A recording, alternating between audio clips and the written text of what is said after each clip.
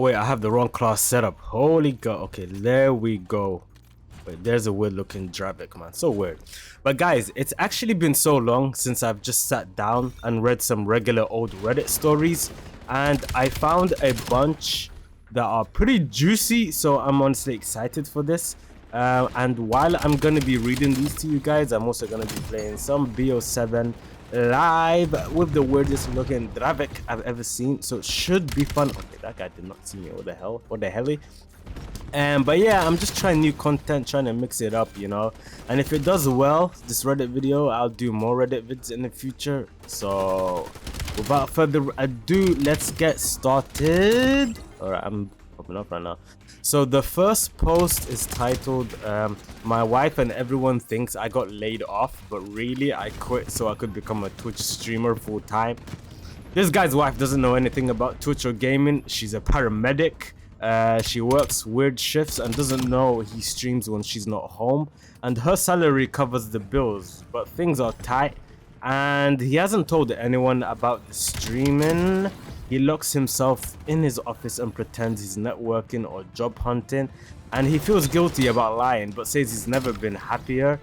And yeah, we all know how this is gonna be ended, right guys? I mean, lying to your wife about quitting your job when you have a family dependent on you is genuinely evil. I mean, and the fact that she's out there saving lives while he's asking chat what to do with his marriage is unreal. I mean, I'm not anti-content creation.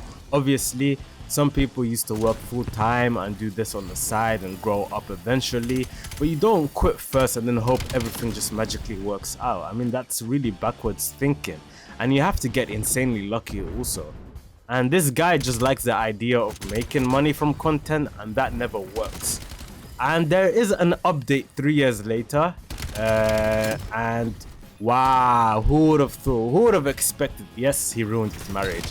The divorce was finalized. The wife found out 6 months after the post, and she left with their daughter. He regrets everything. She's dating again and he misses his kid, and he only sees her half the time, and everyone hates him. I mean, it's deserved. I just feel bad for the wife and daughter, you know. But okay, you know what, yeah, I haven't put any attachments on this weapon. I'm just using the variant. I didn't remove anything. You know what? It's hitting. It's hitting. Oh, okay, let's move on to the next post. And while we're on a relentless, so the next one is I'm sick of my boyfriend's childish hobbies. So she's 28, he's 30. He spent $100 on Nintendo toys and games. He has a whole toy room with action figures, Legos, video game collectibles, thousands of dollars, and she finds it embarrassing and wants him to sell everything and grow up. I mean, you know what? Wait. You know what? Yeah, I don't know what happened in that room, guys, but we're not gonna talk about it. But yeah, that really grinds my gears, man. Can a man have hobbies? I mean, it feels like a rage bait, but I'm biting. And the best part of being an adult is disposable income, right? I mean, you finally get to buy the stuff you wanted as a kid. And if I want to collect every Yu-Gi-Oh, Pokemon, Match Attacks card ever printed, I will. I haven't, but I might, you know? So respect your partner's interests, or at least respect that they have them, you know? And yo guys, I'm gonna tell you, this next one, just from the title, it's gonna be sounding crazy right now. Wait, that guy, okay, we just got the nuke. Oh, I don't think we even died once, right? On a flawless, baby. Let's keep it going. There's another victim. Another one bites the dust. Dun dun dun dun dun dun. Okay, alright. I'm getting a bit distracted right now. But yeah, so the title goes, my fiance dumped me on Tuesday. Today she tells me she wants the apartment to herself tomorrow for her Valentine's Day date. Wow. This guy posting this is 26 and his fiance is 25. So he writes, I'll try to keep this short because I'm so stunned. I think I've stopped being able to process things. I've been with my fiance for 4 years. We've been engaged since last year and actively planning the wedding. Last month we moved to a new city across the country because my fiance got an amazing job offer. That almost killed me. I wasn't happy about it since I had to quit my job and all our family and friends were in the city we left. I was kind of being a jerk during the moving process, but I've come around since getting here. And my fiance kept talking about this guy, late 20s maybe, that she worked with at her new job, and it was making me uneasy. I went to a few after work events where he showed up, and he seemed like a total very full of himself artistic type. I didn't like the way he interacted with my fiance, and we would occasionally fight about it. Tuesday night she got home really late, sat me down and broke up with me. She said she felt an immediate bond with this co-worker that's stronger than anything she's ever felt before. This is from the woman who just a few months ago I held in my arms while we were watching the stars, as she told me she's never felt more at peace than when she's beside me. The streets be cold. It's a cold world. Alright, wait, I haven't finished it. So he goes on to say, I laid awake on the couch all night feeling like I was continually being punched in the stomach. I didn't fall asleep until 3 p.m. yesterday and stayed asleep until this morning when she woke me up. And wow, I mean basically she's having him over for Valentine's Day and demanded that she got the apartment to herself, which is kind of crazy. And he says between the move... Okay. Oh, I didn't realize the game almost ended. 96 and over. Let's fucking go.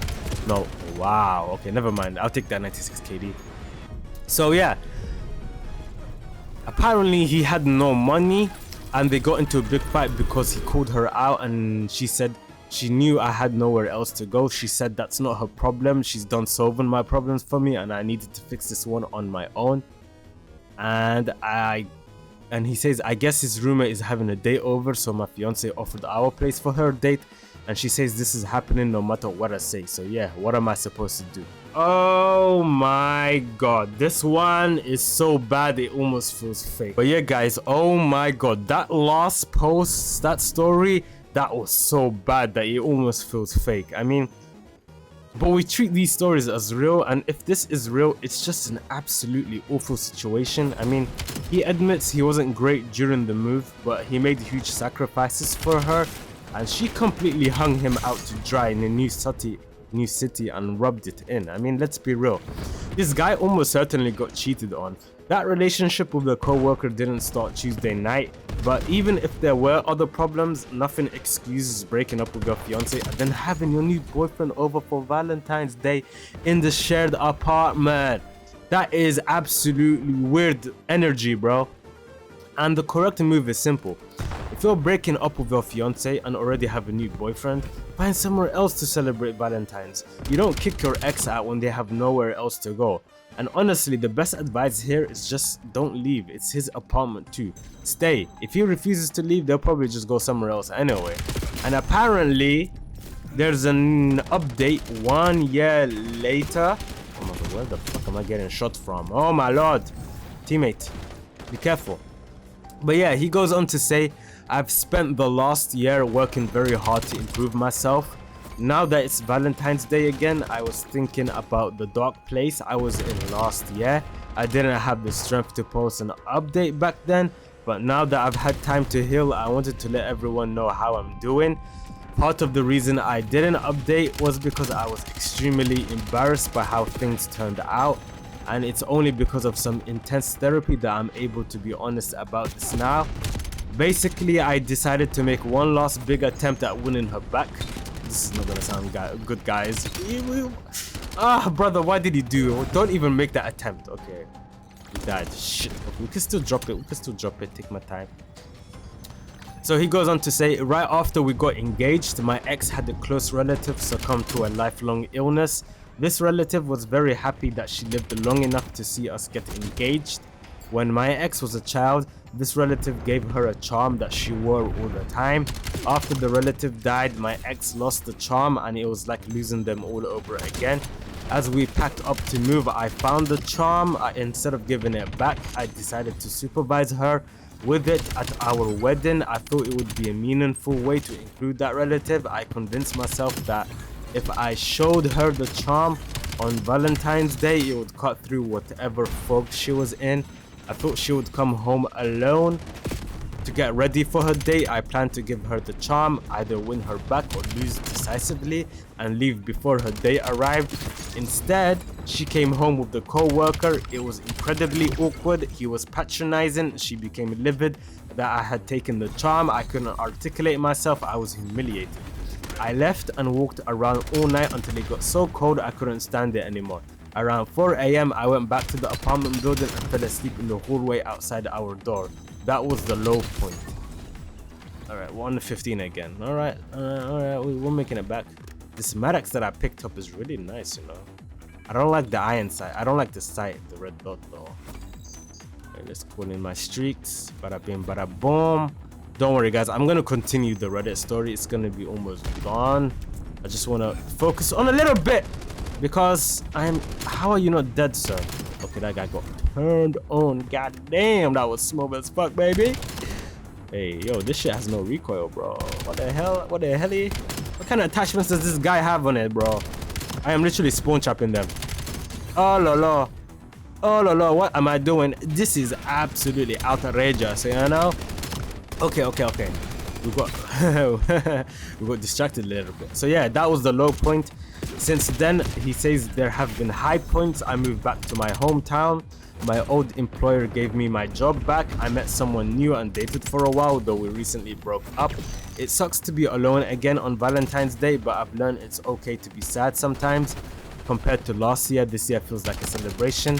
And therapy helped me gain perspective and coping skills.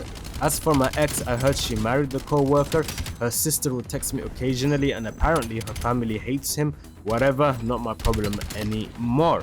So guys, that's how it ends. But yeah, this just sucks, man. I mean, I'm glad he made it through and came out healthier. And living together after a breakup requires basic respect, and she gave him none of it. I mean, he wasn't going to save the relationship with a charm. We all knew that. But she absolutely should have let him have the apartment. And the fact that he slept in the hallway is absolutely brutal, man. Not even a tiger would eat its own cub, you know what I'm saying? You know what I'm saying? Okay, what streak are we on right now? I forgot we're playing Overload. Oof, I was literally just whoring for kills right now. But yeah, you know what? Yeah, the platinum camo looks so good. I forgot the name. Arclight, yeah, Arclight. I love how it kind of moves as well, man. I'm almost, speaking about camos, I'm almost getting it, the master camo for multiplayer. I just need to do the snipers. And I need to get some SMGs, Arclight also. But yeah, I have most of the weapons gold already, so it's calm. We're slowly progressing, even though I haven't been playing a lot actually. But yeah. Oh, look at this beautiful flank. And we just got the nuke like that. God damn, I didn't even realize we were that close, man. Alright, get me out of there, bro. What is going on right now? What is going on? My frames, everything. There's just too much going on. Holy shit. Holy shit. Okay, what is happening right now? Yo, okay, what kind of shit can we going on right now? So shit! Oh god damn! I hope I didn't bust your ears. Yeah, they're gonna be spawning here. Okay, they can spawn in. Oh, what the fuck? What the fuck? Out of everyone, it goes for me. You know what? Let's just Let's just end this, man. Let's just end this. Ah, god damn, bro. But yeah, oh, I didn't even notice. Look at the reindeers. Oh, it's a nice feature, man. You know what? I kind of vibe with this map, you know.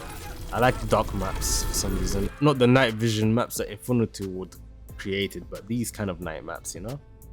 If you guys remember Night Firing Rage from BO4, that was really good too. Reading all of these Reddit stories reminded me of one of the craziest stories of my life, and it still sounds fake every time I say it out loud. So boom, this is Zayda's story time, alright? It's my turn. And before we even start, let me say this right now, this was bad. Like bad. Oh my god, this gun is beautiful. Oh my god, didn't they nerf the graphic? I heard that they nerfed it, but it's still hidden. And Aya nyonya. Hakuna matara wa Kenya wa haba mazuri mazana. So boom, yeah. I can't even remember the dude's real name anymore. So let's just call him Chad. And the person who accidentally dragged me into all of this, my friend Mo. And Mo, if you ever hear this again, bro, you almost ruined my life.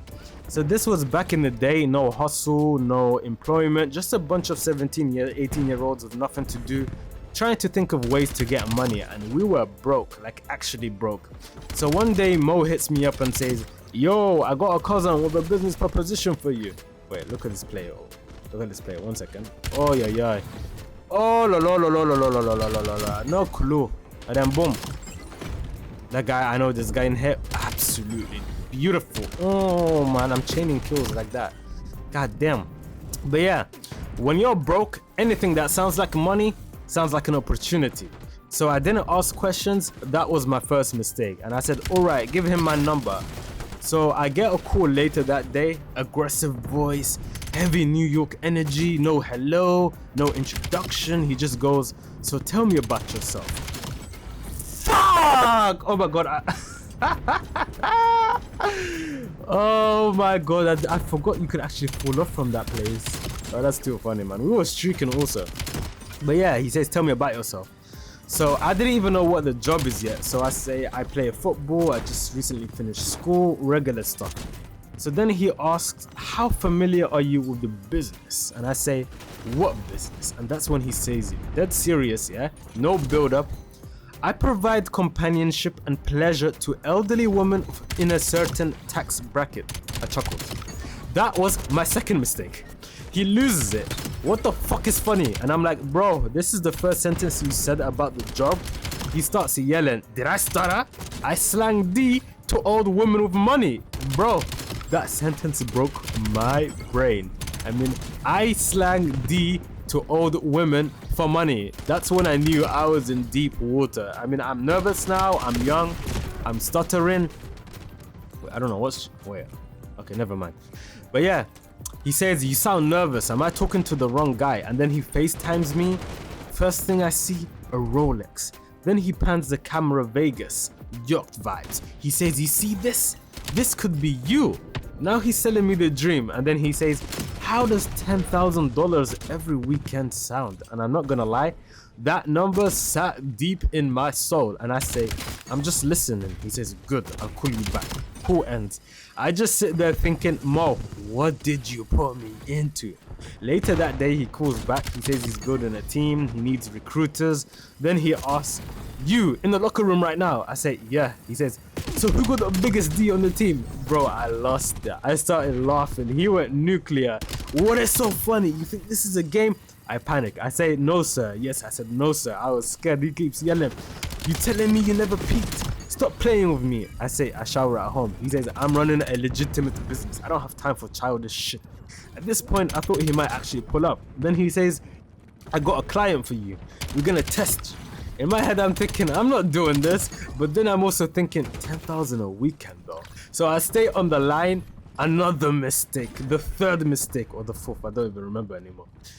That night, he texts me, she's gonna text you, I already gassed you up. I say, who? Then I get a text. Hey baby, I freeze. I'm young, I'm immature. I don't know how to talk to a paying client. I'm texting like it's Tinder, dry, awkward. Immediately, my phone rings. He's yelling, what are you doing? This is one of my top clients. He's coaching me, telling me what to say. I ask him, how do you know what she's saying? To this day, I still don't know.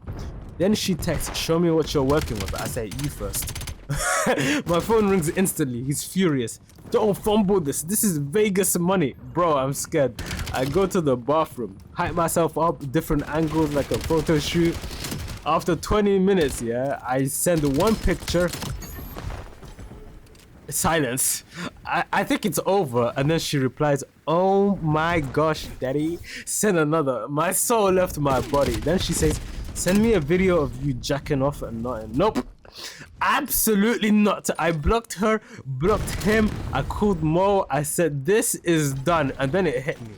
I don't know who that picture went to, where it saved, who's watching it, never again. And to this day, that is the wildest situation I've ever been in. And the craziest part, that man really said I slang D to elderly woman for money. I mean, that sentence will never leave my brain ever. It's funny now, but back then I was terrified. So moral of the story, guys, if your friend Mo says I got a business proposition for you, ask questions first.